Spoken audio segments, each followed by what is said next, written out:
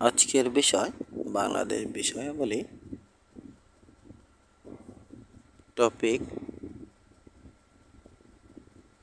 বাঙালি জাতির উদ্ভব ও বিকাশ, বাংলাদেশের ভৌগোলিক অবস্থা, প্রাচীন বাংলার জনপদ ও বর্তমান অবস্থা, বাংলাদেশের গুরুত্বপূর্ণ স্থাপনা ইত্যাদি। এখন শুরু। বখতিয়ার খলজির বাংলা অভিযান। বাংলায় স্বাধীন সুলতানি শাসনের ইতিহাস। বাংলার স্বাধীন নবাব শাসন আমল। বাংলাদেশের গুরুত্বপূর্ণ স্থাপনা বিবিধ। বাংলায় মুসলিম শাসন প্রতিষ্ঠা। তুর্কি শাসন 1404 থেকে 1338। খিলজি শাসন 1204 থেকে 1227। মামলুক শাসন 1227 থেকে 1287। সুলতানি আমল 1338 থেকে 1538। ইলিয়াস শাহী বংশ 1342 থেকে 1411। রাজা গণেশ বংশ 1414 থেকে 1435। পরবর্তী ইলিয়াস শাহী বংশ 1435 থেকে 1487। হাফসি শাসন 1487 থেকে 1493। হোসেন শাহী শাসন 1493 থেকে 1538। আফগান শাসন 1538 থেকে 1576। সুর শাসন 1538 থেকে 1553। স্বাধীন সুর সালতানাত 1553 থেকে 1563। করবানি শাসন 1563 থেকে 1576। মুঘল আমল 1576 থেকে 1757। বারো ভূঁইয়াদের শাসন 1576 থেকে 1610। সুবেদারি শাসন 1610 থেকে 1700। নবাবী আমল 1700 থেকে 1757। তুর্কি শাসন। বাংলায় মুসলমান শাসন প্রতিষ্ঠার সূচনা করেন বখতিয়ার খলজি। এ পর্বের প্রথম পর্যায় ছিল 1204 থেকে 1338 খ্রিস্টাব্দ পর্যন্ত। এ যুগের শাসনকর্তাদের পুরোপুরি স্বাধীন বলা যাবে না। তাদের কেউ ছিলেন বখতিয়ারের সহযোদ্ধা খলজি মালিক, আবার কেউ কেউ তুর্কি বংশের শাসক। শাসকদের সকলেই দিল্লির সুলতানদের অধীনে বাংলার শাসনকর্তা হয়ে এসেছিলেন।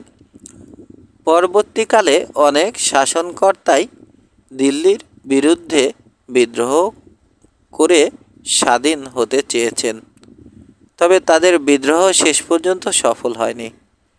দিল্লির আক্রমণের মুখে তা ব্যর্থতায় পর্যবসিত হয়েছে। মুসলিম শাসনের এ যুগ ছিল বিদ্রোহ বিশৃঙ্খলায় পূর্ণ। তাই ঐতিহাসিক জিয়াউদ্দিন বারানি বাংলাদেশের নাম দিয়েছিলেন বুলগাকপুর, এর অর্থ বিদ্রোহের নগরী। বখতিয়ার খলজির বাংলা অভিযান। বখতিয়ার খলজি ছিলেন তুর্কি বংশোদ্ভূত মুসলিম খলজি উপজাতির একজন সদস্য। তার পুরো নাম মালিক গাজী ইখতিয়ার উদ্দিন মোহাম্মদ বিন বখতিয়ার খলজি।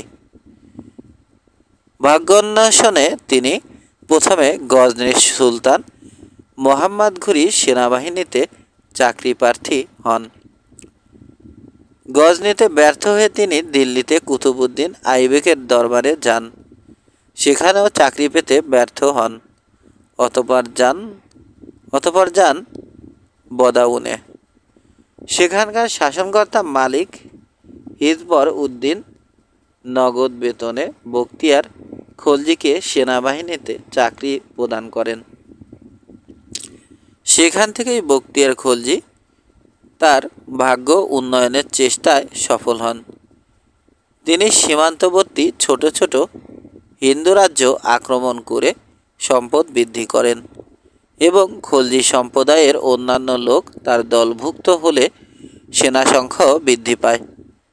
1201 থেকে 1202 সালে বখতিয়ার খলজি বিহার আক্রমণ করেন এবং সেখান থেকে মূল্যবান সম্পদ লুণ্ঠন করেন।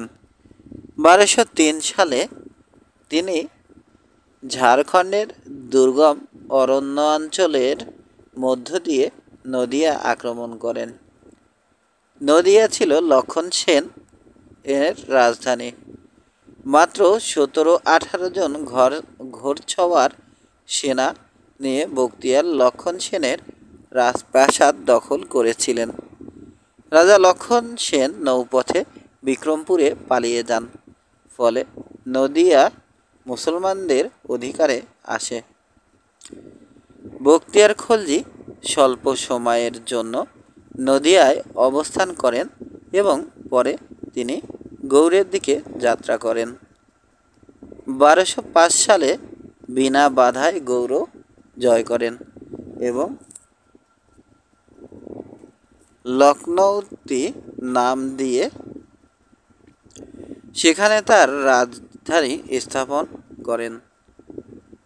পূর্বে গৌড়ের নাম ছিল লক্ষ্ণাবতী। বখতিয়ার খলজির জীবনের শেষ উল্লেখযোগ্য কাজ তিব্বত অভিযান। সেখানে স্থানীয় লোকদের সঙ্গে তার যুদ্ধ হয়। যুদ্ধে তিনি ভীষণভাবে ক্ষতিগ্রস্ত হন এবং অবশেষে প্রত্যাবর্তনের সিদ্ধান্ত গ্রহণ করেন। দেবকোটে বখতিয়ার খলজি অসুস্থ হয়ে পড়েন। অসুস্থ অবস্থায় তার মৃত্যু হয়। মিনহাজি সিরাজের বর্ণনা অনুসারে তিনি আদি মর্দান খলজি কর্তৃক ছুরিকাঘাতে 1206 সালে নিহত হন। বাংলায় স্বাধীন সুলতানি শাসনের ইতিহাস।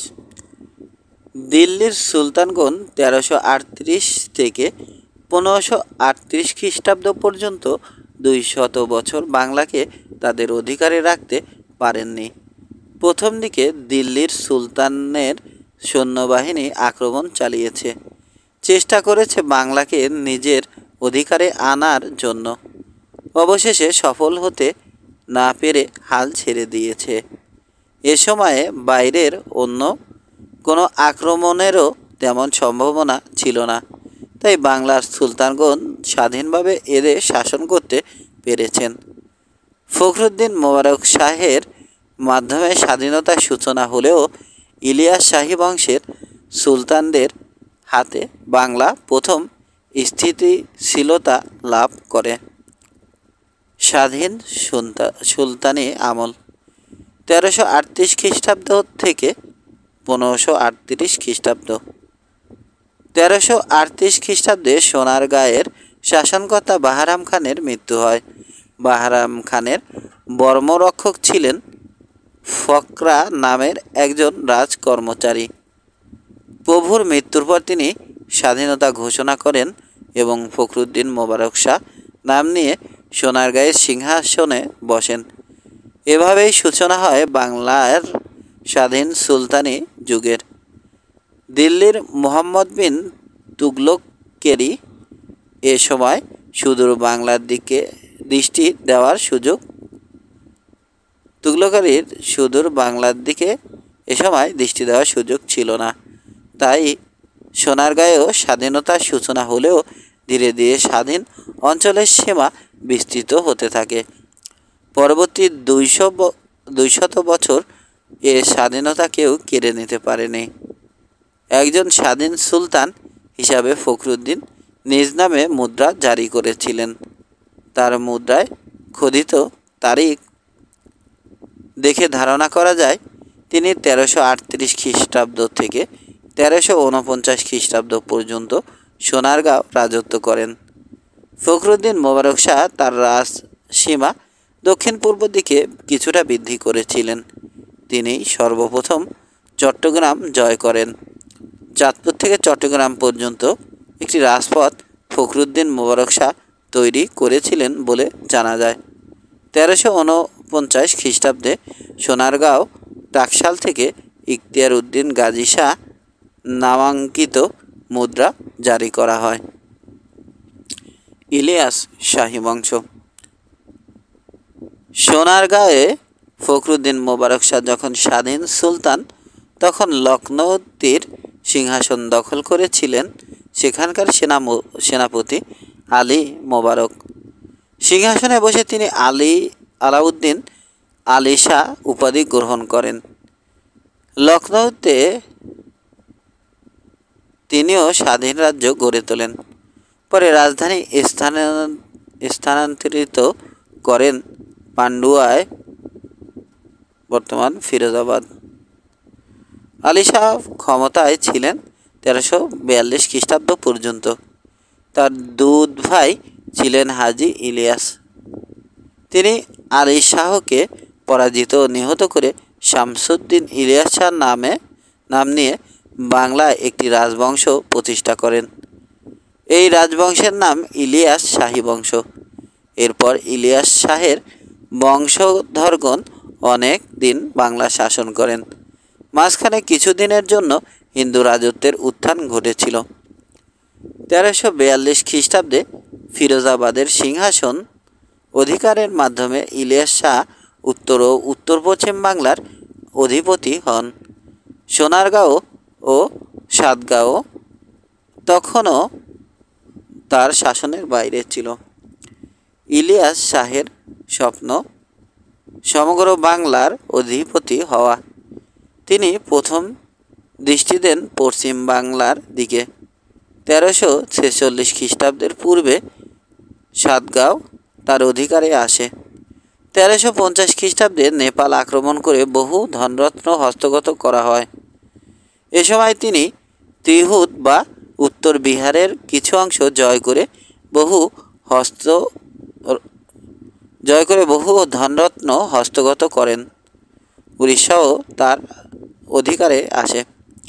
তবে ইলিয়াস শাহের গুরুত্বপূর্ণ সাফল্য ছিল পূর্ব বাংলা অধিকার।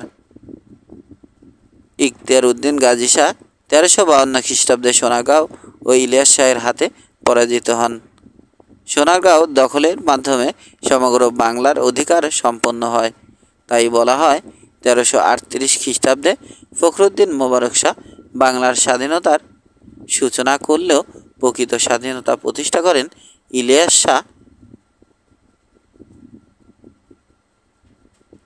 শাহ 1352 খ্রিস্টাব্দে। বাংলার বাইরেও বিহারের কিছু অংশ চম্পারণ, গোরক্ষপুর এবং কাশী ইলিয়াস শাহ জয় করেছিলেন। কামরূপের কিছু অংশও তিনি জয় করেন। মোট কথা তার রাজসীমা আসাম হতে বারাণসী পর্যন্ত বিস্তার লাভ করে। ইলিয়াস শাহ দিল্লি এর সঙ্গে সম্পর্ক ছিন্ন করে নিজ নামে খুতবা পাঠ ও মুদ্রা জারি করায় সুলতান ফিরোজ শাহ তুগলক অত্যন্ত ক্ষুব্ধ হন। প্রথম দিকে দিল্লির সুলতান বাংলার এ স্বাধীনতা মেনে নেননি। সুলতান ফিরোজ শাহ তুগলক 1353 খ্রিস্টাব্দ থেকে 1354 খ্রিস্টাব্দ পর্যন্ত ইলিয়াস শাহের বিরুদ্ধে যুদ্ধ করেন। তার চেষ্টা ছিল বাংলাকে দিল্লির অধিকারে নিয়ে আসা, কিন্তু তিনি সফল হননি। ইলিয়াস শাহ দুর্ভেদ্য একডালা দুর্গে আশ্রয় গ্রহণ করেন। এদিকে বর্ষা এলে জয়ের কোনো সম্ভাবনা নেই। তাই ফিরোজ শাহ সন্ধির মাধ্যমে বাংলার স্বাধীনতাকে মেনে নিয়ে ইলিয়াস শাহের সাথে বন্ধুত্ব স্থাপন করে দিল্লি ফিরে যান। ইলিয়াস শাহ লখনৌতির শাসক হিসেবে বঙ্গ অধিকার করলেও তিনি দুই ভূখণ্ডকে একত্রিত করে বৃহত্তর বাংলা সৃষ্টি করেছিলেন। এ সময় হতেই বাংলার সকল অঞ্চলের অধিবাসী বাঙালি বলে পরিচিত হয়। ইলিয়াস শাহ শাহী বাংলা ও শাহী বাঙালি উপাধি গ্রহণ করেছিলেন। শামসুদ্দিন ইলিয়াস শাহের মৃত্যুর পর তার পুত্র সিকেন্দার শাহ 1358 থেকে 1393 খ্রিস্টাব্দ বাংলার সিংহাসনে বসেন। পিতার মতো তিনিও দক্ষ এবং শক্তিশালী শাসক ছিলেন। দিল্লির সুলতান ফিরোজ শাহ তুগলক 1558 থেকে 1360 খ্রিস্টাব্দ পর্যন্ত পুনরায় বাংলা আক্রমণ করেন, কিন্তু এবারও ফিরোজ শাহ তুগলককে ব্যর্থ হতে হয়। পিতার মতো সিকেন্দার শাহও এক ডালা দুর্গে আশ্রয় গ্রহণ করেন। উভয় পক্ষের মধ্যে সন্ধির মাধ্যমে দ্বন্দ্বের অবসান ঘটে। সন্ধির শর্ত অনুযায়ী জাফর খানকে সোনারগাঁয়ের শাসন ক্ষমতা গ্রহণের নির্দেশ দেওয়া হয়, কিন্তু জাফর খান এ পদ গ্রহণে রাজি হলেন না। ফিরোজ শাহ তুগলকের সঙ্গে তিনিও দিল্লিতে ফিরে গেলেন। সোনারগাঁও এবং লখনৌতে আবার আগের মতোই সিকেন্দার শাহের কর্তৃত্ব অক্ষুণ্ণ রইল। ইলিয়াস শাহ যে স্বাধীন সুলতানি প্রতিষ্ঠা করেছিলেন, সিকেন্দার শাহ সেভাবেই একে আরও শক্ত ভিত্তির উপর দাঁড় করতে সক্ষম হন। সুপণ্ডিত হিসেবে সুলতান গিয়াসউদ্দিন আজম শাহের যথেষ্ট সুখ্যাতি ছিল। কবি সাহিত্যিকগণকে তিনি সমাদর ও শ্রদ্ধা করতেন। তিনি কাব্যরসিক ছিলেন এবং নিজেও ফার্সি ভাষায় কবিতা রচনা করতেন। পারস্যের প্রখ্যাত কবি হাফিজের সঙ্গে তার পত্রালাপ হতো। তার রাজত্বকালেই প্রথম বাঙালি মুসলমান কবি শাহ মোহাম্মদ সগির ইউসুফ জুলেখা কাব্য রচনা করেন। গিয়াসউদ্দিন আজম শাহ ছিলেন বঙ্গের জ্যেষ্ঠ সুলতানদের অন্যতম এবং ইলিয়াস শাহী বংশের শেষ সুলতান। তার মৃত্যুর পর হতেই এ বংশের পতন শুরু হয়। 1411 সালে গিয়াসউদ্দিন আজম শাহ 53 বছর বয়সে মৃত্যুবরণ করেন। গিয়াসউদ্দিন আজম শাহের মৃত্যুর পর তার পুত্র সাইফুদ্দিন হামজা শাহ সিংহাসনে বসেন, কিন্তু এ সময় অভিজাতদের মধ্যে ক্ষমতা দখল নিয়ে ষড়যন্ত্র চলতে থাকে। তিনি 1 বছর শাসন করার পর 1412 খ্রিস্টাব্দে তার ক্রীতদাস শিহাবুদ্দিনের হাতে নিহত হন। শিহাবুদ্দিন সুলতান হয়ে নিজের নাম নেন শিহাবুদ্দিন বায়জিদ শাহ, কিন্তু 2 বছরের মাথায় 1414 থেকে 1415 খ্রিস্টাব্দে তিনিও ষড়যন্ত্রকারীদের হাতে নিহত হন।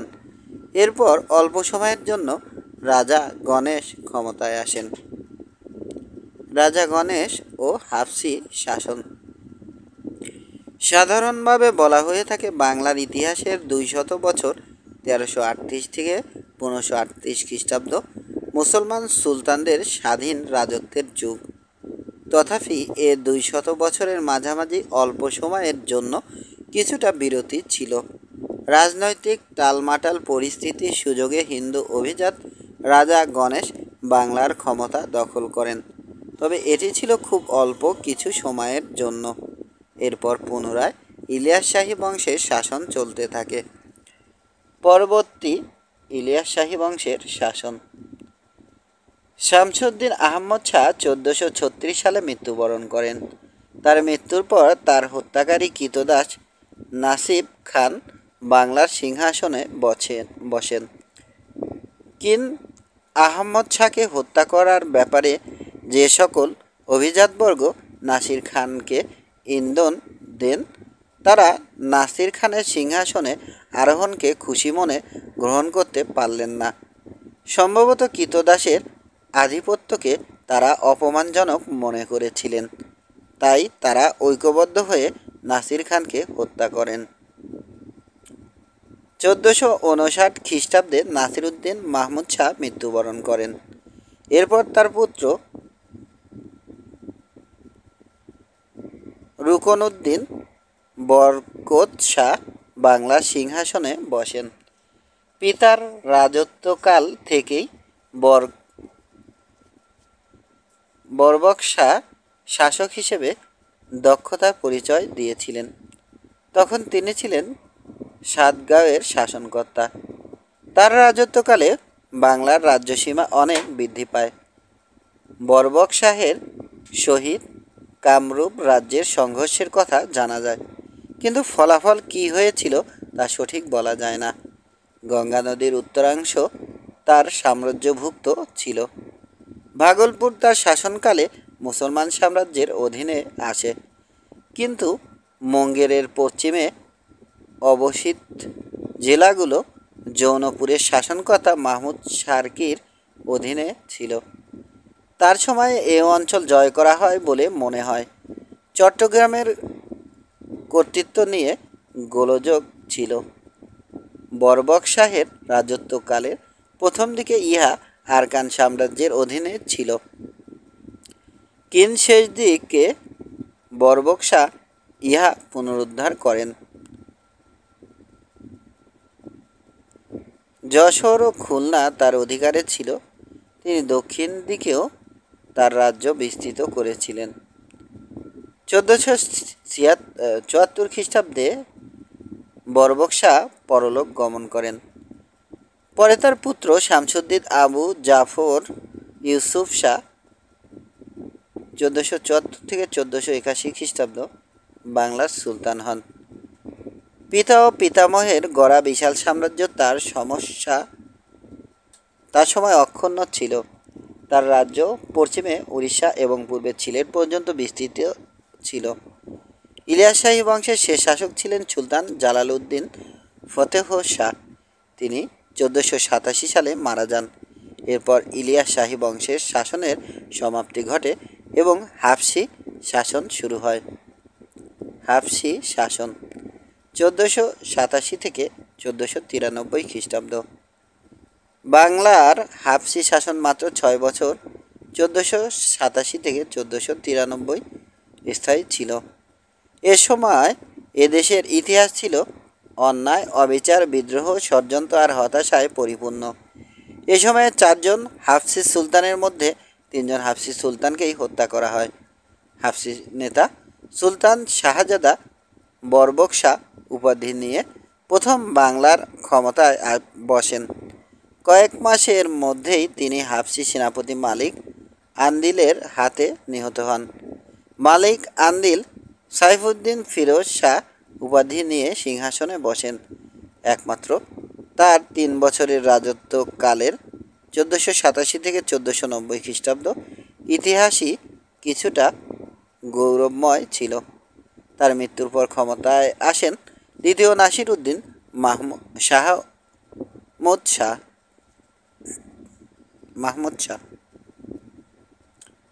হোসেনি শাহী বংশ। হোসেন শাহী বংশ 1493 থেকে 1538। হাফসি শাসন উচ্ছেদ করে বাংলার সিংহাসনে বসেন সৈয়দ হোসেন। সুলতান হয়ে তিনি আলাউদ্দিন হোসেন শাহ উপাধি গ্রহণ করেন। এভাবেই বাংলায় হোসেন শাহী বংশ নামে এক নতুন বংশের শাসন পর্ব শুরু হয়। বাংলার স্বাধীন সুলতানদের মধ্যে হোসেন শাহী আমল 1493 থেকে 1538 খ্রিস্টাব্দ ছিল সবচেয়ে গৌরবময় যুগ। সুলতান আলাউদ্দিন হোসেন শাহ ছিলেন হোসেন শাহী যুগের জ্যেষ্ঠ সুলতান। তিনি আরব দেশীয় সৈয়দ বংশের লোক ছিলেন। পিতা সৈয়দ আশরাফ আল হুসাইনি ও ভাই ইউসুফের সাথে তিনি মক্কা হতে বাংলায় আসেন এবং রাধের চাঁদপাড়া গ্রামে প্রথমে বসবাস শুরু করেন। হুসেন শাহ পরে রাজধানী গৌড়ে যান এবং মুজাফফর শাহের অধীনে চাকরি লাভ করেন। পরে তিনি উজির হন। এভাবেই তিনি বাংলার ক্ষমতায় আসেন।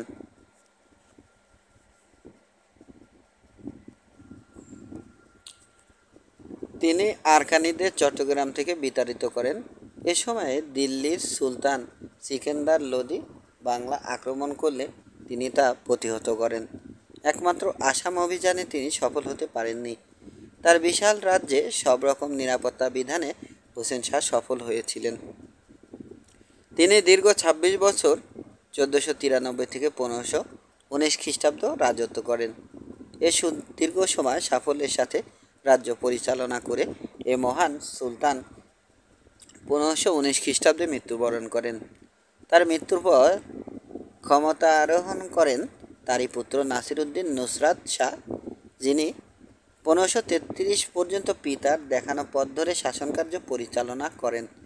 তবে এ সময় মুঘলরা ভারতে আগমন করে এবং মুঘলদের সাথে যুদ্ধে জড়িয়ে পড়তে হয়। এই বংশের সর্বশেষ শাসক গিয়াসউদ্দিন মাহমুদ শাহ 1538 সালে মৃত্যুবরণ করেন এবং 1538 খ্রিস্টাব্দে শেরশাহ গৌর দখল করলে বাংলার 200 বছরের স্বাধীন সুলতানি যুগের অবসান ঘটে। মুঘল সাম্রাজ্য 16 শতকের প্রথম দিকে ভারতবর্ষের অরাজক রাজনৈতিক অবস্থার সুযোগ গ্রহণ করে জহিরুদ্দিন মোহাম্মদ বাবর মুঘল শাসন প্রতিষ্ঠা করেন। 1526 খ্রিস্টাব্দ বাবর কর্তৃক প্রতিষ্ঠিত মুঘল বংশ কয়েক শতাব্দী ধরে শাসন পরিচালনা করে। মুঘল বংশ প্রাথমিকভাবে তার পূর্ণ নিয়ন্ত্রণ ও শক্তি নিয়ে 1526 থেকে 1707 খ্রিস্টাব্দ পর্যন্ত ভারতবর্ষে শাসন পরিচালনা করে। পরবর্তীতে 1757 খ্রিস্টাব্দে পলাশীর যুদ্ধে ইংরেজদের কাছে বাংলার স্বাধীনতা হারালে পরবর্তী 100 বছর 1857 খ্রিস্টাব্দ পর্যন্ত মুঘল শাসকগণ নামমাত্র শাসক হিসেবে পরিণত হয়। মুঘল আমলে কৃষি রাষ্ট্রের প্রধান আয়ের উৎস ছিল। এই বংশের জ্যেষ্ঠ সম্রাট ছিলেন আকবর। 1857 খ্রিস্টাব্দে অবসানের আগ পর্যন্ত মুঘল বংশই ছিল ভারতের রাজনীতির কেন্দ্রবিন্দু এবং শক্তি ও সংহতির উৎস। মুঘল শাসক জহিরুদ্দিন মোহাম্মদ বাবর উপমহাদেশে মুঘল সাম্রাজ্যের গোড়াপত্তন করেন। মুঘল সম্রাটরা ছিলেন মধ্য এশিয়ার তুর্কো মঙ্গল বংশোদ্ভূত। এই সাম্রাজ্যের শাসকরা হলেন বাবর, হুমায়ুন, আকবর, জাহাঙ্গীর, শাহজাহান, আওরঙ্গজেব এবং বংশের সর্বশেষ শাসক ছিলেন দ্বিতীয় বাহাদুর শাহ। মুঘল সম্রাটদের শাসনকাল 1526 থেকে 1707 খ্রিস্টাব্দ। বাবর 1526 থেকে 1530 খ্রিস্টাব্দ, হুমায়ুন 1530 থেকে 1540 এবং 1555 থেকে 56 খ্রিস্টাব্দ, আকবর 1556 থেকে 1605 খ্রিস্টাব্দ, জাহাঙ্গীর 1605 থেকে 1627 খ্রিস্টাব্দ, শাহজাহান 1628 থেকে 1658 খ্রিস্টাব্দ, আওরঙ্গজেব 1658 থেকে 1707 খ্রিস্টাব্দ। ভারতে মুঘল সাম্রাজ্যের প্রতিষ্ঠাতা জহিরুদ্দিন মোহাম্মদ বাবর ছিলেন ভারতবর্ষে মুঘল সাম্রাজ্যের প্রতিষ্ঠাতা।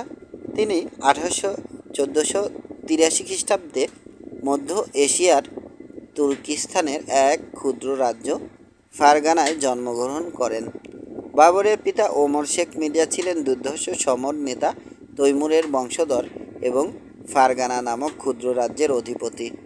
বাবরের পিতা 1494 খ্রিস্টাব্দে আকস্মিক দুর্ঘটনায় মৃত্যুবরণ করলে মাত্র 11 বছর বয়সে বাবর পিতৃসিংহাসনে বসেন। 1526 সালের 21শে এপ্রিল ভারতের হরিয়ানা রাজ্যের পানিপথ নামের গ্রামের কাছে সংঘটিত হয় একটি যুদ্ধ। এ যুদ্ধে দিল্লির শেষ সুলতান ইব্রাহিম লোদির সঙ্গে লড়াই করেন মুঘল সাম্রাজ্যের প্রতিষ্ঠাতা সম্রাট বাবর।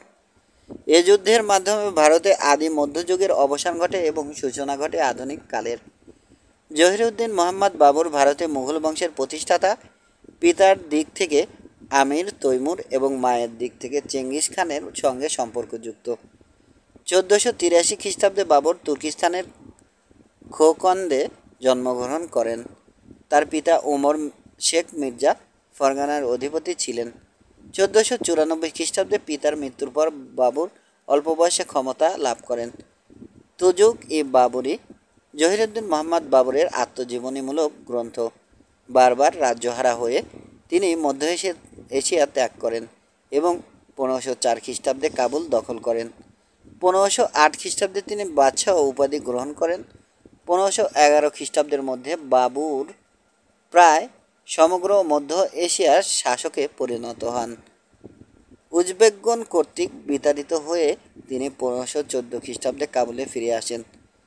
বাবর 1426 খ্রিস্টাব্দে পানিপথের প্রথম যুদ্ধে লোদি বংশের সুলতান ইব্রাহিম লোদিকে পরাজিত করে ভারতে মুঘল শাসনের সূচনা করেন। 1530 সালের 26শে ডিসেম্বর তিনি মৃত্যুবরণ করেন। সম্রাট হুমায়ুন 1508 থেকে 1556। মুঘল বংশের প্রতিষ্ঠাতা বাবরের জ্যেষ্ঠ পুত্র হুমায়ুন 1508 খ্রিস্টাব্দে কাবুলে জন্মগ্রহণ করেন। বাবরের মৃত্যুর পর 1530 খ্রিস্টাব্দের 30শে ডিসেম্বর মাত্র 23 বছর বয়সে হুমায়ুন নাসিরউদ্দিন মোহাম্মদ হুমায়ুন নাম ধারণ করে দিল্লির সিংহাসনে আরোহণ করেন। সম্রাট হুমায়ুনের রাজত্বকালে দুটি পর্বে বিভক্ত করা হয় রাজত্বকালকে দুটি পর্বে বিভক্ত করা যায়। প্রথম পর্বে 1530 থেকে 1540 খ্রিস্টাব্দ পর্যন্ত এবং দ্বিতীয় পর্বে 1555 থেকে 1556 খ্রিস্টাব্দ পর্যন্ত ক্ষমতায় অধিষ্ঠিত ছিলেন। মধ্যখানে 1540 থেকে 1555 খ্রিস্টাব্দ পর্যন্ত সুর বংশের রাজত্বকাল ছিল। দুর্ভাগ্যবশত তিনি 1556 খ্রিস্টাব্দের 26শে জানুয়ারি গ্রন্থাগারের সিঁড়ি থেকে পড়ে আকস্মিকভাবে মৃত্যুবরণ করেন। মুঘল সাম্রাজ্যের জ্যেষ্ঠ সম্রাট আকবর 1556 থেকে 1606। হুমায়ুনের মৃত্যুর সময় আকবর পাঞ্জাবে বৈরাম খানের তত্ত্বাবধানে অবস্থান করছিলেন। বৈরাম খান এখানেই আকবরকে পরবর্তী মুঘল সম্রাট হিসেবে ঘোষণা করেন এবং তার রাজ্য অভিষেকের ব্যবস্থা করেন। 1556 সালের 14 ফেব্রুয়ারি জালালউদ্দিন মোহাম্মদ আকবর উপাধি নিয়ে মাত্র 13 বছর বয়সে সিংহাসনে আরোহণ করেন। বিশ্বস্ত বৈরাম খান আকবরের অভিভাবক নিযুক্ত হন এবং 1560 খ্রিস্টাব্দ পর্যন্ত সিংহাসনে আরোহণ করেন। বিশ্বস্ত বৈরাম খান আকবরের অভিভাবক 1560 খ্রিস্টাব্দ পর্যন্ত সম্রাট আকবর বৈরাম খানের তত্ত্বাবধানে রাজ্য শাসন করেন। মধ্যযুগের মুসলিম শাসকদের মধ্যে সাম্রাজ্যের সংগঠক ও বিজেতা হিসেবে সম্রাট আকবর অনন্য স্থান দখল করে আছেন। 1556 খ্রিস্টাব্দে পানিপথের দ্বিতীয় যুদ্ধে আকবর আফগান শাসক আদিল শাহ সুরের সেনাপতি হিমুকে পরাস্ত করেন। রাজা টোডরমল সম্রাট আকবরের অর্থমন্ত্রী ছিলেন। সম্রাট আকবর 1582 সালে দিন ই ইলাহি নামে এক ঈশ্বরবাদমূলক এক নতুন ধর্মমত প্রবর্তন করেন। সম্রাট আকবর বাংলা সনের প্রবর্তন করেন। বিখ্যাত ইতিহাসবিদ আবুল ফজলের তথ্য মতে আকবরের দরবারে 36 জন গায়ক ছিলেন। আইনে আকবরী মুঘল সম্রাট আকবরের দরবারের ঐতিহাসিক আবুল ফজল কর্তৃক রচিত আকবরনামা গ্রন্থের 3য় খণ্ড।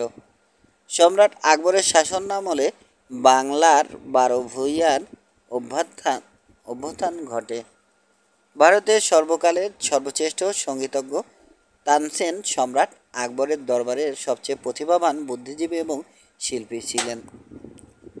জাহাঙ্গীরের সময়কাল 1605 খ্রিস্টাব্দে সম্রাট আকবরের মৃত্যুর পর যুবরাজ সেলিম নুরউদ্দিন মোহাম্মদ জাহাঙ্গীর বাদশাহ গাজী উপাধি ধারণ করে সিংহাসনে আরোহণ করেন। তিনি 1627 খ্রিস্টাব্দ পর্যন্ত রাজত্ব করেন। তিনি মুঘল সাম্রাজ্যের সংহতি বাংলার 12 ভূঁইয়াদের দমন করেন এবং মেবার বিজয় করেন। সম্রাট জাহাঙ্গীর তার পিতার সময়ের বেশ কিছু নির্যাতনমূলক আইন বাতিল করেন এবং দস্তরুল আমল নামে 12টি আইন প্রণয়ন করে দয়া ও উদারতার দৃষ্টান্ত স্থাপন করেছিলেন। তুজুকি জাহাঙ্গীরই রচনা করে তিনি যথেষ্ট কৃতিত্বের পরিচয় দেন। এটি ছিল তার আত্মজীবনী, যেখানে সমসাময়িক মোগল ইতিহাসের অনেক মূল্যবান তথ্য পাওয়া যায়। শাহজাহানের শাসনকাল ও কৃতিত্ব 1628 খ্রিস্টাব্দের 4 ফেব্রুয়ারি আবুল মুজাফফর শিহাবুদ্দিন মোহাম্মদ শাহজাহান বাদশাহ গাজী উপাধি ধারণ করে সিংহাসনে অধিষ্ঠিত হন। সম্রাট শাহজাহানের রাজত্বকালে সর্বপ্রথম পশ্চিম এশিয়ার এবং ইউরোপের সাথে ভারতবর্ষের বহির্বাণিজ্যিক সম্পর্ক স্থাপিত হয়। দ্য প্রিন্স অব বুলিডার নামে খ্যাত সম্রাট শাহজাহানের আমলে মুঘল শিল্প ও স্থাপত্যের চরম উৎকর্ষ সাধিত হয়। সম্রাটের স্ত্রী মমতাজ মহলের সমাধির উপর নির্মিত স্মৃতিসৌধ তাজমহল বিশ্বের স্থাপত্য শিল্পের অন্যতম একটি নিদর্শন ও স্ত্রীর প্রতি তার ভালোবাসার অনন্য বহিঃপ্রকাশ। আওরঙ্গজেবের শাসনকাল ও কৃতিত্ব সম্রাট শাহজাহানের জীবনদশায় সংঘটিত উত্তরাধিকার দ্বন্দ্বে বিজয়ী হয়ে 1658 খ্রিস্টাব্দে আওরঙ্গজেব বাদশাহ আলমগীর উপাধি নিয়ে মুঘল সিংহাসনে বসেন। আওরঙ্গজেবের শাসন আমলে সর্বাপেক্ষা আলোচিত বিষয় ছিল দাক্ষিণাত্য নীতি। আওরঙ্গজেবের দীর্ঘ 25 বছর 1562 থেকে 1707 খ্রিস্টাব্দ দক্ষিণাত্যে অবস্থান করেছিলেন। বাংলায় 12 ভূঁইয়া। করবানী বংশের শেষ শাসক দাউদ করবানীর মৃত্যুর পর বাংলার বিভিন্ন অঞ্চলে অনেক আফগান জমিদার, হিন্দু সামন্ত, প্রধান স্থানীয় জমিদার এবং ভূঁইয়ারা স্বাধীনভাবে শাসন করছিল। এই স্থানীয় শাসকবর্গ মুঘল কেন্দ্রীয় শক্তির অস্তিত্ব অস্বীকার করে। সম্রাট আকবরের সময়ের ঐতিহাসিক আবুল ফজল বলেছিলেন, ভাটির ভূঁইয়ারাই মোগলদের বাংলা জয়ের ক্ষেত্রে সবচেয়ে বড় প্রতিরোধ গড়ে তুলেছিল। ইতিহাসে এই ভূঁইয়ারা 12 ভূঁইয়া নামে পরিচিত। সম্রাট আকবরের সময়ের 12 ভূঁইয়াদের নেতা ছিলেন সোনারগাঁও এর জমিদার ঈসা খান মসনদে আলা। সুবেদার ইসলাম খান 1610 সালে 12 ভূঁইয়াদের দমন করে সমগ্র বাংলায় সুবেদারি শাসন প্রতিষ্ঠা করেছিলেন। 1610 সালে তিনি মোগল বাহিনী সহকারে ঢাকায় প্রবেশ করেন এবং ঢাকার নাম রাখা হয় জাহাঙ্গীরনগর। বাংলায় সুবেদারি শাসন। 12 ভূঁইয়াদের দমনের পর সমগ্র বাংলায় সুবেদারি প্রতিষ্ঠিত হয়। মোগল প্রদেশগুলো সুবা নামে পরিচিত ছিল। বাংলা ছিল মোগলদের অন্যতম সুবা। সুবেদার ইসলাম খান। মোগল সম্রাট জাহাঙ্গীর এর আমলে বাংলার সুবেদার ছিল ইসলাম খান, 1608 থেকে 1613। তার সময়ের উল্লেখযোগ্য ঘটনা: 12 ভূঁইয়াদের দমন করে বাংলায় সুবেদারি শাসন প্রতিষ্ঠা করেন। সুবেদার ইসলাম খানই বাংলার রাজধানী হিসাবে ঢাকা শহরে গোড়াপত্তন করেন। তিনি 1610 সালে সুবা বাংলার রাজধানী রাজমহল থেকে ঢাকায় স্থানান্তরিত করেন। তিনি সম্রাটের নাম অনুসারে ঢাকার নামকরণ করেন জাহাঙ্গীরনগর। তিনি দোলাইখাল খনন করেন। কাসিম খান এবং শাহ সুজা। সম্রাট শাহজাহানের আমলে বাংলার সুবেদার ছিলেন কাসিম খান এবং শাহ সুজা। তাদের সময়ের উল্লেখযোগ্য ঘটনাবলী: এ সময় পর্তুগিজদের অত্যাচারের মাত্রা চরমে উঠলে সম্রাট শাহজাহান তাদেরকে এদেশ থেকে তাড়িয়ে দেওয়ার আদেশ দেন। সম্রাটের আদেশে বাংলার সুবেদার কাসিম খান পর্তুগিজদের হুগলি থেকে উচ্ছেদ করেন। তিনি ইংরেজদের বিনা শুল্কে অবাধ বাণিজ্য করার সুযোগ দেন। ঢাকার চকবাজারের বড়কাটা নির্মাণ করেন। মীর জুমলা 1660 থেকে 1663 ও শায়েস্তা 1664 থেকে 1676 এবং 1679 থেকে 1688। সম্রাট আওরঙ্গজেব ও এ আমলে বাংলার সুবেদার ছিলেন মীর জুমলা ও শায়েস্তা খান। তাদের সময়ের উল্লেখযোগ্য ঘটনাবলী: সুবেদার শায়েস্তা খান চট্টগ্রামের সন্দ্বীপ দখল করেন। তিনি চট্টগ্রামের নাম রাখেন ইসলামাবাদ। তিনি মহাগাঁও পর্তুগিজ জলদস্যুদের এ অঞ্চল থেকে বিতাড়িত করেন। সুবেদার শায়েস্তা খান স্থাপত্য শিল্পের বিকাশের জন্য এই যুগকে বাংলায় মোগলদের স্বর্ণযুগ বলা হয়। ঢাকায় শায়েস্তা খান নির্মিত কীর্তিগুলো হলো ঢাকার চকবাজারের ছোটকাটা, লালবাগের কেল্লা, চক মসজিদ, 7 গম্বুজ মসজিদ। মোগল সাম্রাজ্যের পতন। 1526 খ্রিস্টাব্দে সম্রাট জহিরুদ্দিন বাবর কর্তৃক ভারতবর্ষে মোগল বংশের শাসন প্রতিষ্ঠিত হয়। পরবর্তীতে তার উত্তরসূরিরা এটিকে সর্বভারতীয় সাম্রাজ্যে রূপান্তরিত করে। বাবর থেকে আওরঙ্গজেব অর্থাৎ 1526 থেকে 1707 খ্রিস্টাব্দ পর্যন্ত মোগল শাসন ছিল স্বর্ণ যুগের শাসন। 1707 খ্রিস্টাব্দে আওরঙ্গজেবের মৃত্যুর পর মোগল শাসনের পতনের প্রক্রিয়া শুরু হয়। 1857 সালে শেষ মোগল সম্রাট দ্বিতীয় বাহাদুর শাহ জাফর ইংরেজ কর্তৃক নির্বাসিত হয়ে মোগল শাসনের চূড়ান্ত পরিসমাপ্তি হয়। পারস্য সম্রাট নাদির শাহ এবং পরবর্তীকালে আফগান রাজা আহমদ শাহ আবদালির দিল্লি আক্রমণ ও লুণ্ঠনে মোগল সাম্রাজ্য দুর্দশায় ও পতনোন্মুখ হয়ে পড়ে। এমনি মুমূর্ষু অবস্থায় ইংরেজ শক্তির ক্ষমতা দখল করার ফলে মোগল সাম্রাজ্যের বিলুপ্তি ঘটে। ইংরেজ ইস্ট ইন্ডিয়া কোম্পানি 1857 সালে সিপাহী বিদ্রোহের নেতৃত্ব দেওয়ার কারণে মুঘল সম্রাট দ্বিতীয় বাহাদুর শাহ জাফরকে রেঙ্গুনে বর্তমান বার্মায় নির্বাসিত করেন। বাহাদুর শাহের নির্বাসনের মধ্য দিয়ে ভারতে মুঘল শাসনের চূড়ান্ত অবসান ঘটে। বাংলার স্বাধীন নবাবী শাসনামল। মুর্শিদ কুলি খান ছিলেন বাংলার প্রথম নবাব। এছাড়াও বিভিন্ন নথিপত্র নির্দেশ করে তিনি মুঘল সম্রাট আওরঙ্গজেবের মৃত্যু পরবর্তী প্রথম স্বাধীন নবাব। তার উপর মুঘল সাম্রাজ্যের নামমাত্র আধিপত্য ছিল। সকল ব্যবহারিক উদ্দেশ্যেই তিনি বাংলার নবাব ছিলেন। মুর্শিদ কুলি খান বাংলায় প্রথম স্বাধীন নবাবী রাজবংশের প্রতিষ্ঠা করেন 1717 সালে। তার সময় সুবাকে বলা হতো নিজামত, আর সুবাদারের বদলে পদবি হয় নাজিম। সম্রাট ফখরুখ শিয়ার শাসনকালে মুর্শিদ কুলি খান বাংলার সুবেদার নিযুক্ত হন। তিনি বার্ষিক 1,03,00,000 টাকা রাজস্ব পাঠাতেন। তার শাসন আমলে বাংলার সুবা বাংলা প্রায় স্বাধীন হয়ে পড়ে।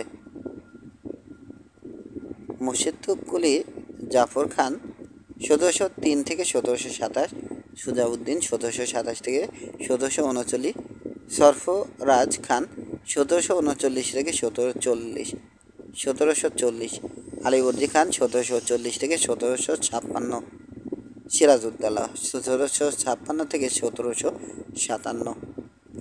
নবাব আলিবর্দী খাঁ। বাংলার শেষ স্বাধীন নবাব সিরাজউদ্দৌলার মাতামহ। নবাব সিরাজউদ্দৌলা নবাব আলিবর্দী খাঁর উত্তরসূরি হন। আলিবর্দী খাঁ বাংলা, বিহার, উড়িষ্যার নবাব ছিলেন। তার পূর্ণ নাম মির্জা মোহাম্মদ আলী। উড়িষ্যাতে মির্জা মোহাম্মদ আলী প্রশাসনিক দক্ষতা লাভ করেন। উড়িষ্যার সন্তোষজনক দায়িত্ব পালন ছাড়াও সুজাউদ্দিনের শ্বশুর মুর্শিদ কুলি খানের মৃত্যুর পর বাংলার মসনদ রক্ষায় সুজাউদ্দিনকে তিনি সাহায্য করেন। ফলশ্রুতিতে মির্জা মোহাম্মদ আলীকে চাকলা আকবরনগর রাজমহল এর ফৌজদার হিসেবে নিয়োগ দেওয়া হয়। 1728 সালে তাকে আলীবর্দী উপাধি দেওয়া হয়। 1732 সালে সম্রাট মোহাম্মদ শাহ বিহারকে বাংলার সুবার অধীনে নিয়ে আসেন, কিন্তু নবাব সুজাউদ্দিন সম্পূর্ণ অঞ্চল নিজের অধীনে রাখা থেকে আলীবর্দীকে বিহারের নিজাম হিসেবে নিয়োগ দেওয়ার সিদ্ধান্ত নেন। কিছুদিন আগে আলীবর্দীর কনিষ্ঠ কন্যা আমিনা বেগম তার কনিষ্ঠ ভাতিজা জৈনুদ্দিন আহমেদ খানকে বিয়ে করেন। আমিনা বেগমের গর্ভেই বাংলার শেষ স্বাধীন নবাব সিরাজউদ্দৌলার জন্ম হয়। আলীবর্দীর নিজের কোনো পুত্র সন্তান ছিল না। আলীবর্দী সিরাজউদ্দৌলাকে তার উত্তরসূরি ঘোষণা করেন। নবাব সিরাজউদ্দৌলা বা মির্জা মোহাম্মদ সিরাজউদ্দৌলা, জন্ম 1732, মৃত্যু 1757। বাংলা, বিহার, উড়িষ্যার শেষ স্বাধীন নবাব। পলাশীর যুদ্ধে তার পরাজয় ও মৃত্যুর পরই ভারতবর্ষে ইংরেজ শাসনের সূচনা হয়। নবাব সিরাজউদ্দৌলা ছিলেন বাংলার নবাব আলীবর্দী খান এর নাতি। আলীবর্দী খানের কোনো পুত্র ছিল না। তার ছিল 3 কন্যা। 3 কন্যাকেই তিনি নিজের বড় ভাই হাজী আহমদ এর 3 পুত্র নওয়াজেশ মোহাম্মদের সাথে বড় মেয়ে ঘসেটি বেগমে, সাইয়েদ আহমদের সাথে মেজ মেয়ে এবং জয়নুদ্দিন আহমদের সাথে ছোট মেয়ে আমেনা বেগমের বিয়ে দেন। আমেনা বেগমের 2 পুত্র ও 1 কন্যা ছিল। পুত্ররা হলেন মির্জা মোহাম্মদ সিরাজউদ্দৌলা এবং মির্জা মেহেদি। আলীবর্দী খাঁ যখন পাটনার শাসনভার লাভ করেন, তখন তার তৃতীয়া কন্যা আমেনা বেগমের গর্ভে মির্জা মোহাম্মদ সিরাজউদ্দৌলা এর জন্ম হয়। এ কারণে তিনি সিরাজের জন্মকে সৌভাগ্যের লক্ষণ হিসেবে বিবেচনা করে আনন্দের আতিশয্যে নবজাতককে পোষ্যপুত্র হিসেবে গ্রহণ করেন। সিরাজ তার নানার কাছে ছিল খুবই আদরের। যেহেতু তার কোনো পুত্র ছিল না, তিনি মাতামহের স্নেহ ভালোবাসায় বড় হতে থাকেন। সিরাজউদ্দৌলার জন্ম তারিখ বা সাল নিয়ে সামান্য ভেদাভেদ আছে, তবে অধিক গ্রহণযোগ্য মত হল 1732 সাল। মীর জাফর তার কোনো আত্মীয়ের মাঝে পড়েন না। কাজী ঈসা তার চাচা হয়। 1757 খ্রিস্টাব্দের 12 জুন কলকাতার ইংরেজ সৈন্যরা চন্দননগরের সেনাবাহিনীর সঙ্গে মিলিত হয়। সেখানে দুর্গ রক্ষার জন্য অল্প কিছু সৈন্য রেখে তারা 13 জুন অবশিষ্ট সৈন্য নিয়ে যুদ্ধযাত্রা করে। কলকাতা থেকে মুর্শিদাবাদের পথে হুগলি, কাটোয়ার দুর্গ, অগ্রদ্বীপ ও পলাশীতে নবাবের সৈন্য থাকা সত্ত্বেও তারা কেউ ইংরেজদের পথ রোধ করল না। নবাব বুঝতে পারলেন সেনাপতিরাও এই ষড়যন্ত্রে সামিল। পলাশীর যুদ্ধ। বাংলার শেষ স্বাধীন নবাব সিরাজউদ্দৌলার সঙ্গে ব্রিটিশ ইস্ট ইন্ডিয়া কোম্পানির পলাশী নামক স্থানে যে যুদ্ধ গঠিত হয়েছিল তাই পলাশীর যুদ্ধ নামে পরিচিত। 1757 সালে 23 জুন এই যুদ্ধ সংঘটিত হয়েছিল। যুদ্ধটি কলকাতা থেকে প্রায় 150 কিলোমিটার উত্তরে এবং মুর্শিদাবাদের দক্ষিণে তৎকালীন বাংলার রাজধানী বর্তমানে পশ্চিমবঙ্গের নদিয়া জেলায় হুগলি নদীর তীরে পলাশীতে সংঘটিত হয়েছিল। পলাশীর যুদ্ধ সংঘটিত হওয়ার পেছনে প্রধান কারণ হলো সিরাজউদ্দৌলা বাংলার সিংহাসনে বসার পর প্রচলিত নিয়ম অনুযায়ী ইংরেজরা নতুন নবাবকে কোনো উপঢৌকন না পাঠানো এবং তার সঙ্গে সৌজন্যমূলক সাক্ষাৎ না করা, নবাবের নিষেধাজ্ঞা সত্ত্বেও ইংরেজদের কলকাতায় দুর্গ নির্মাণ করা, নবাব দস্তকের অপব্যবহার নিষেধ করা সত্ত্বেও কোম্পানির নবাবের আদেশ অগ্রাহ্য করা, কোম্পানির চুক্তির শর্ত ভঙ্গ করা এবং জনগণের উপর ইংরেজদের নির্যাতন করা, ইংরেজদের একের পর এক ঔদ্ধত্যপূর্ণ আচরণ ও অবাধ্যতা, নবাব কর্তৃক ব্রিটিশদের দেয়া বাণিজ্যিক সুবিধার ব্যাপক অপব্যবহার, ব্রিটিশ ইস্ট ইন্ডিয়া কোম্পানির জমিকদের কর ও শুল্ক পরিশোধ না করা, ব্রিটিশদের দ্বারা নবাবকে বিভিন্ন ফ্রন্টে বিভ্রান্ত করা প্রভৃতি। পলাশীর যুদ্ধের ফলে বাংলায় প্রত্যক্ষ ঔপনিবেশিক শাসনের পথ সুগম হয়। মীর জাফর বাংলার নবাব হিসেবে মুকুট লাভ করেন। এই যুদ্ধের ফলে ফরাসিরা এদেশ থেকে বিদায় নিতে বাধ্য হয়। ব্রিটিশরা কর আদায়ের নামে বাংলার অধিবাসীদের উপর কঠোর নিয়মকানুন চাপিয়ে দিতে থাকে। যুদ্ধের ফলে মীর জাফরকে বাংলার সিংহাসনে বসালেও তিনি ছিলেন নামে মাত্র নবাব। প্রকৃত ক্ষমতা ছিল রবার্ট ক্লাইভের হাতে। ফলে ইংরেজরা বাংলায় একচেটিয়া ব্যবসা বাণিজ্যের অধিকার লাভ করে। এই যুদ্ধের পর ইংরেজ শক্তির স্বার্থে এদেশের আর্থসামাজিক রাজনৈতিক পরিবর্তন সংঘটিত হতে থাকে। পলাশী যুদ্ধের সুদূর প্রসারী পরিণতি ছিল সমগ্র উপমহাদেশে কোম্পানির শাসন প্রতিষ্ঠা। বকচারের যুদ্ধ। নবাব মীর কাসিম ও তার মিত্রশক্তির সঙ্গে ইংরেজদের যুদ্ধ হয় বকচারের প্রান্তরে 1764 সালে। সংঘর্ষের সূত্রপাত হয় পাটনায়।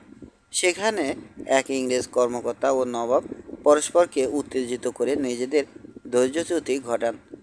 1763 সালে গ্রীষ্মে যুদ্ধ শুরু হয়। পরপর 4টি খণ্ডযুদ্ধে নবাবের নতুন বাহিনী পরাজিত হয়। মীর কাসিম প্রথমে পাটনা ও পরে অযোধ্যায় পালিয়ে যান। অযোধ্যায় তিনি নবাব সিরাজউদ্দৌলার সমর্থন লাভ করেন। এদের সঙ্গে মিলিত হন পলাতক মুঘল সম্রাট দ্বিতীয় শাহ আলম। 1764 সালের শরৎকালে পুনরায় যুদ্ধ হয়।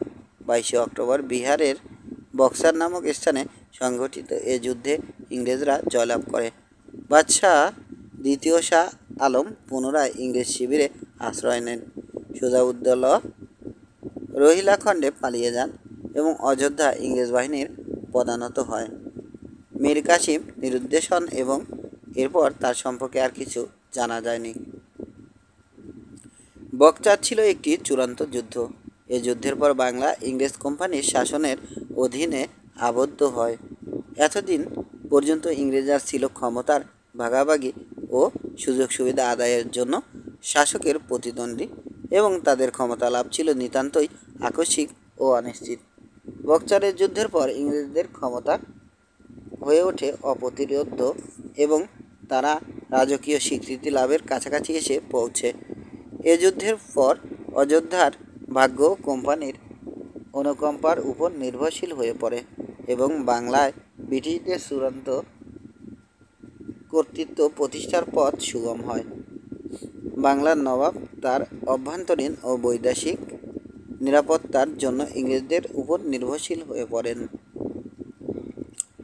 পলাশী যুদ্ধের পরবর্তী বাংলার নবাব মির্জাফর 1757 থেকে 1760, মীর কাসিম 1760 থেকে 1763, মির্জাফর দ্বিতীয়বার 1763 থেকে 1765, নাজম নাজম উদ দৌলা নাজম উদ দৌলা 1765 থেকে 1766, সইফ উদ দৌলা 1766 থেকে 1770, অন্ধকূপ হত্যা 1756। নবাব সিরাজউদ্দৌলার কলকাতা অভিযানের সময় হলওয়েল সহ কতিপয় ইংরেজ কর্মচারী ফোর্ট উইলিয়ামে বন্দী হয়েছিলেন। হলওয়ের বর্ণনা অনুসারে জানা যায়, নবাব 146 জন ইউরোপীয় ইংরেজ বন্দীকে একটি ক্ষুদ্র অন্ধকার প্রকোষ্ঠে আবদ্ধ রাখেন। প্রচণ্ড গরমে ক্ষুদ্র জায়গায় 146 জনের মধ্যে 123 জন শ্বাসরুদ্ধ হয়ে মারা যায়। হলওয়েল কর্তৃক প্রচারিত এই কাহিনী অন্ধকূপ হত্যা নামে প্রচারিত হয়। অন্ধকূপ হত্যার ঐতিহাসিক সত্যতা পাওয়া যায়নি।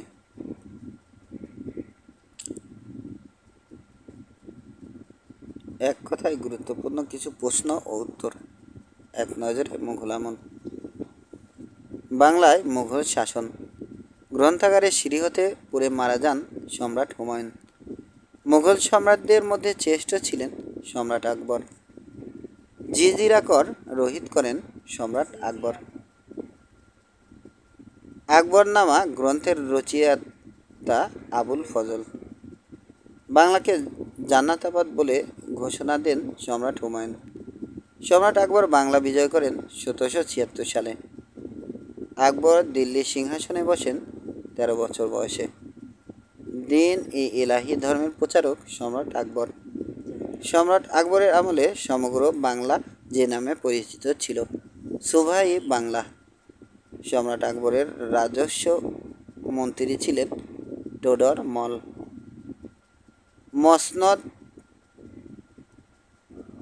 মসবদারি প্রথা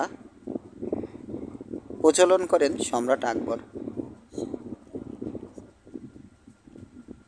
বাংলা নববর্ষের প্রচলন করেন সম্রাট আকবর। ওসমানী উদ্যানের সংরক্ষিত কামানটি ব্যবহার করেন মীর জুমলা। আসাম যুদ্ধ।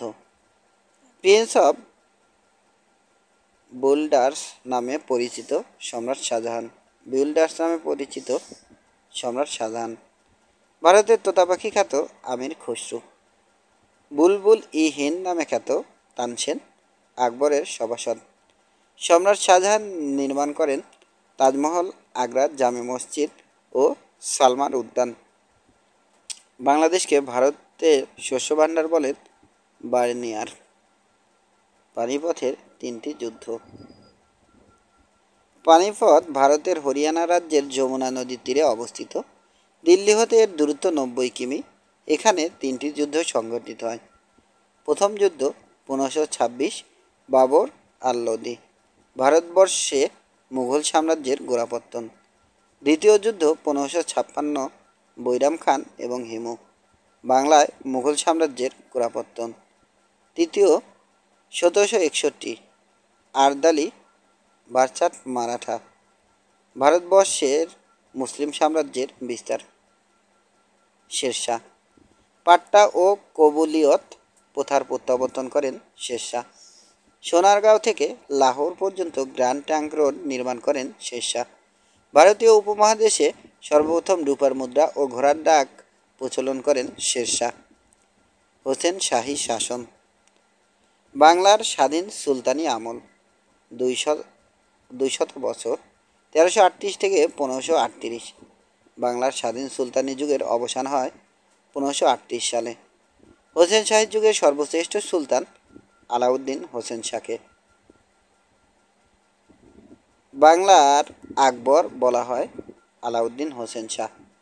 আলাউদ্দিন হোসেন শাহের রাজধানী ছিল একডালা।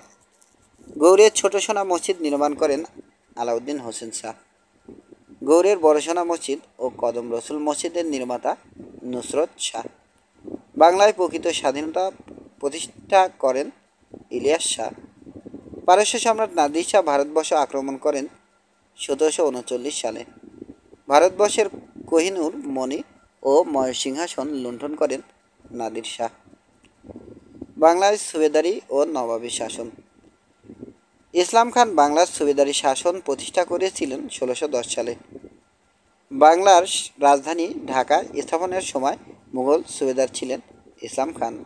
১৬১০ সুবেদার ইসলাম খান রাজধানী ঢাকার নাম রাখেন জাহাঙ্গীরনগর। ধোলাই খাল ও বুড়িগঙ্গা নদী খনন করেন সুবেদার ইসলাম খান।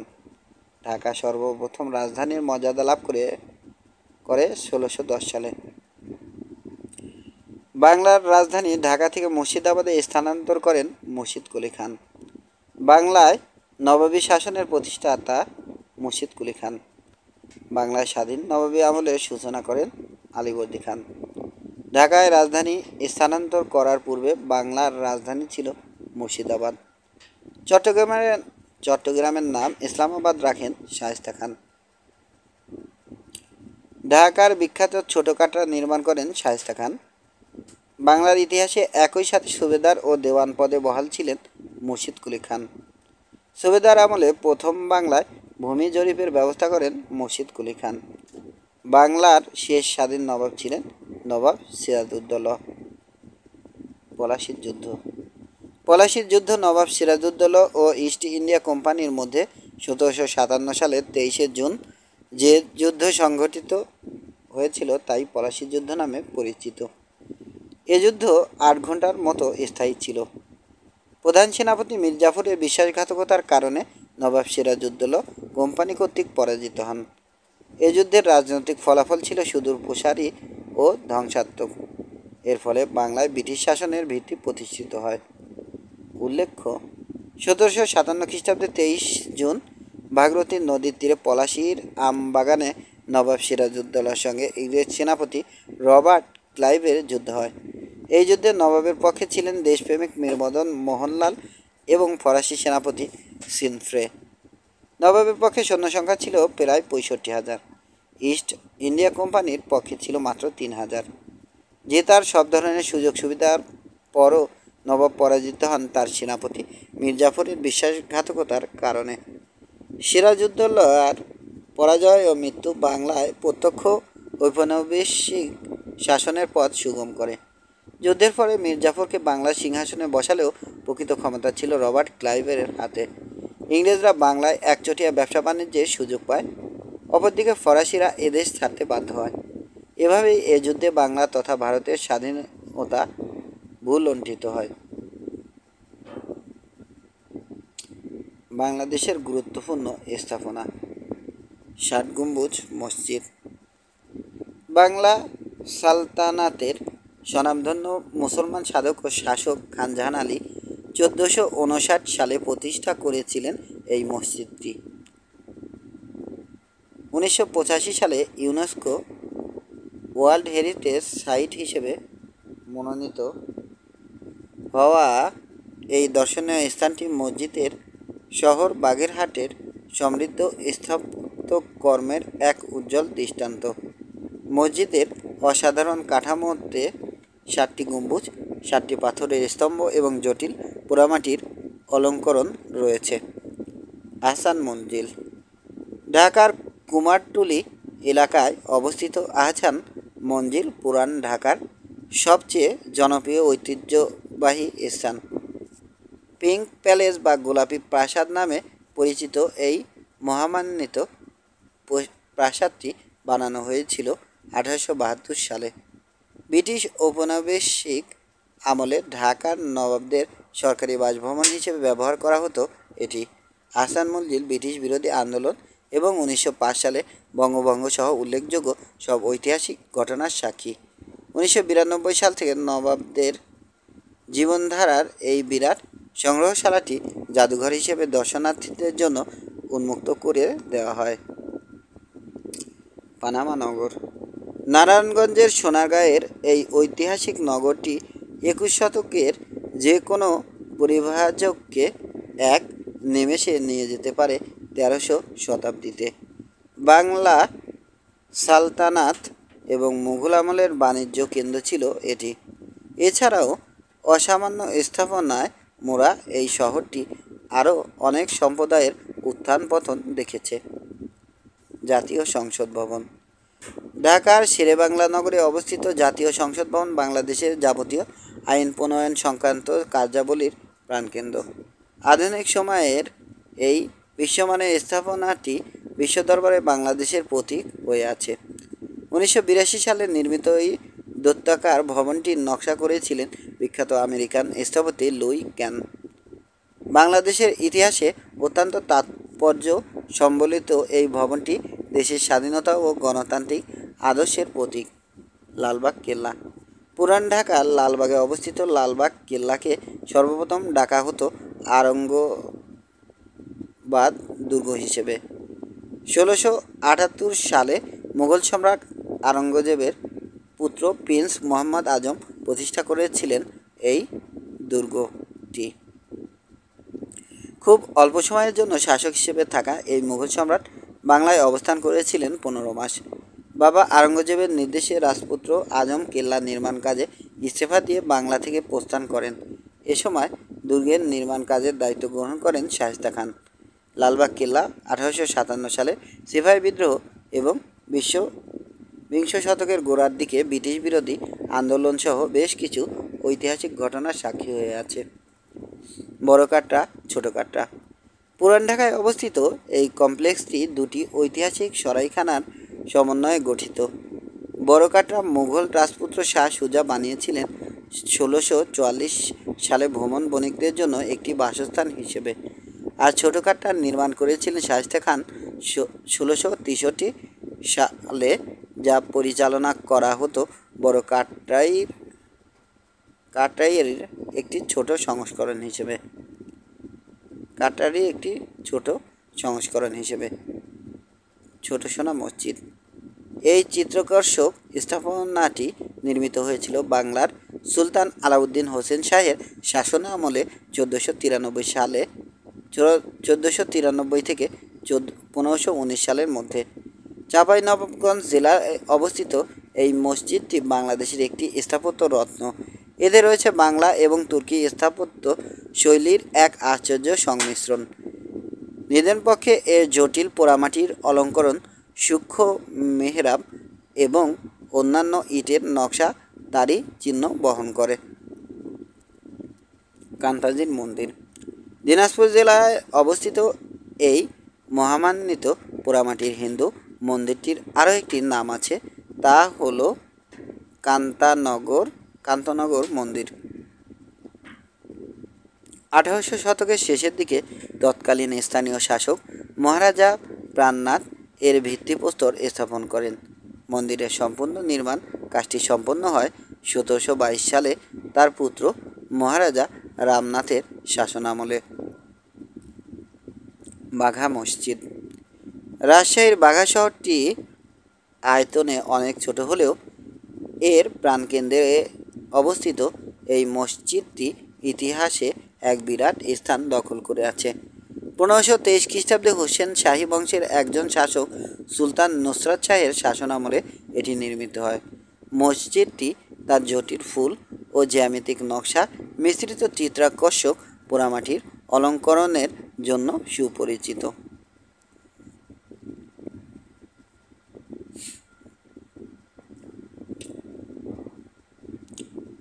কিছু প্রশ্ন। 1781 সালে ফকির মজনু শাহ কোন জঙ্গলে আধিপত্য প্রতিষ্ঠা করেন? মধুপুর জঙ্গল। ঢাকায় সর্বপ্রথম কোন সালে বাংলার রাজধানী স্থাপিত হয়? 1610 খ্রিস্টাব্দ। ঢাকা গেটের নির্মাতা কে? মীর জুমলা। ঢাকার ধোলাইখাল কে খনন করেন? ইসলাম খান। ঢাকার লালবাগের দুর্গ নির্মাণ করেন শায়েস্তা খান। বখতিয়ার খিলজি বাংলা জয় করেন কোন সালে? 1204 সাল। লালবাগের কেল্লা কোন আমলে প্রতিষ্ঠিত? মুঘল আমল। আকবরনামা গ্রন্থের লেখক কে? আবুল ফজল। ঢাকার বিখ্যাত তারা মসজিদ তৈরি করেন মির্জা আহমেদ জান। কোন শাসকদের আমলে বাংলা ভাষী অঞ্চল বাংলা নামে পরিচিত হয়ে ওঠে? মুসলিম। ঢাকা শহরের গোড়াপত্তন হয় মুঘল আমলে। ঢাকায় বাংলার রাজধানী স্থাপনের সময় মুঘল সুবেদার কে ছিলেন? ইসলাম খান। সোনারগাঁওয়ের পূর্ব নাম কী ছিল? সুবর্ণগ্রাম। সতীদাহ প্রথা কত সালে বিলুপ্ত হয়? 1829 সালে।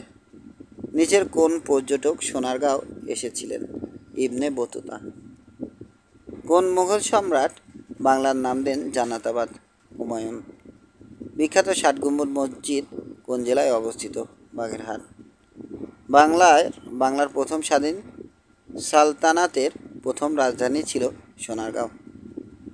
কোন শাসকের সময় থেকে সমগ্র বাংলা ভাষাভাষী অঞ্চল পরিচিত হয়ে ওঠে বাংলা নামে? শামসুদ্দিন ইলিয়াস শাহ। ঢাকার বিখ্যাত ছোট কাটা নির্মাণ করেন কে? শায়েস্তা খান। ঢাকার বড় কাটা ও ছোট কাটা শহরের নিম্নোক্ত একটি এলাকায় অবস্থিত? চকবাজার। প্রাচীন পুণ্ড্রবর্ধন নগর কোন স্থানে অবস্থিত? মহাস্থানগড়। পাঁচ পীরের মাজার কোথায়? সোনারগাঁয়ে। 781 সালে ফকির মজনু শাহ কোন জঙ্গলে আধিপত্য প্রতিষ্ঠা করেন? মধুপুর জঙ্গল। ঢাকায় সর্বপ্রথম কোন সালে বাংলার রাজধানী স্থাপিত হয়? 1610। ঢাকা গেটের নির্মাতা কে? মীর জুমলা। ঢাকার ধোলাইখাল কে খনন করেন? ইসলাম খান। ঢাকার লালবাগের দুর্গ নির্মাণ করেন শায়েস্তা খান। বাংলা দেশ ও ভাষা নামের উৎপত্তির বিষয়টি কোন গ্রন্থে সর্বাধিক উল্লেখিত হয়েছে? আইনি আকবরী। বখতিয়ার খিলজি বাংলা জয় করেন কোন সালে? 1204 সাল। গৌড়ের সোনা মসজিদ কার আমলে নির্মিত হয়? হোসেন শাহ। লালবাগ কেল্লা কোন আমলে প্রতিষ্ঠিত? মুঘল আমল।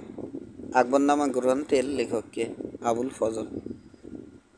ঢাকার বিখ্যাত তারা মসজিদ তৈরি করেন মির্জা আহমেদ জান। ঢাকা শহরের গোড়াপত্তন হয় মুঘল আমলে। কে বাংলার সাল গণনা শুরু করেন? আকবর। ঢাকায় বাংলার রাজধানী স্থাপনের সময় মুঘল সুবেদার কে ছিলেন? ইসলাম খান। সতীদাহ প্রথা কত সালে বিলুপ্ত হয়? 1829 সালে। ইবনে বতুতা কোন শতকে বাংলাদেশে আসেন? চতুর্দশ। নিচের কোন পর্যটক সোনারগাঁয়ে এসেছিলেন? Ibn Battuta. বিখ্যাত ষাট গম্বুজ মসজিদ কোন জেলায় অবস্থিত? বাগেরহাট। কোন শাসকের সময় থেকে সমগ্র বাংলা ভাষাভাষী অঞ্চল পরিচিত হয়ে ওঠে বাংলা নামে? শামসুদ্দিন ইলিয়াস শাহ। বখতিয়ার খলজি কোন শাসককে পরাজিত করে বাংলা দখল করেন? লক্ষণ সেন। ঢাকার বিখ্যাত ছোট কাটা নির্মাণ করেন কে? শায়েস্তা খান। ঢাকার বড় কাটা ও ছোট কাটা শহরের নিম্নোক্ত একটি এলাকায় অবস্থিত? চকবাজার। লালবাগ দুর্গের অভ্যন্তরের সমাধিতে সমাহিত শায়েস্তা খানের এক কন্যার আসল নাম ইরান দুঃখত। পাঁচ পীরের মাজার কোথায়? সোনারগাঁয়ে। সমাপ্ত।